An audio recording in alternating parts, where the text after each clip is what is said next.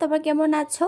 আজকে হট করে বাড়ি থেকে বেরিয়ে দেখি আমি বিকেলবেলা যে আমার বাড়ির সামনে দুয়ারে দীঘা চলে এসেছে।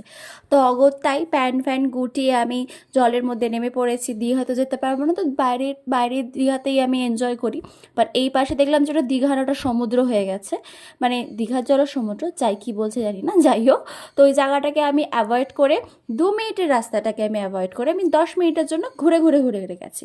তো সারাদিন বাড়িতে ছিলাম, তোমরা সবাই জানো আপাতত আমি যেহেতু টেম্পোরারি বেকার, তো সারাদিন বাড়িতে বসে ল্যাদ খাওয়া ছাড়া আমার কাছে কোনো কাজ নেই।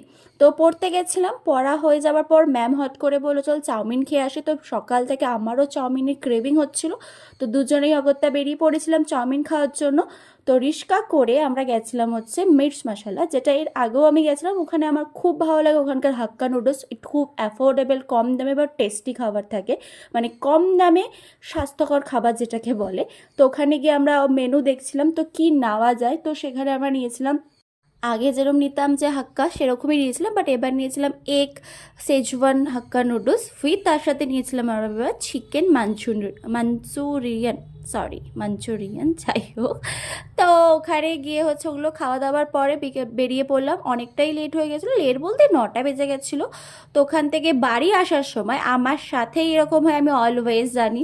তো ম্যামকে ছাড়ার পর আমার সাথে এত বৃষ্টি নেমে গেছে রাস্তায় যে আমি যে সেজে গুজে বেরিয়েছিলাম সেটা তো জলেই চলে গেছে, তার সাথে পুরো আমি ভিজে গেছি। মানে বাড়ি যে আমি কিভাবে এসে শুধু আমিই জানি।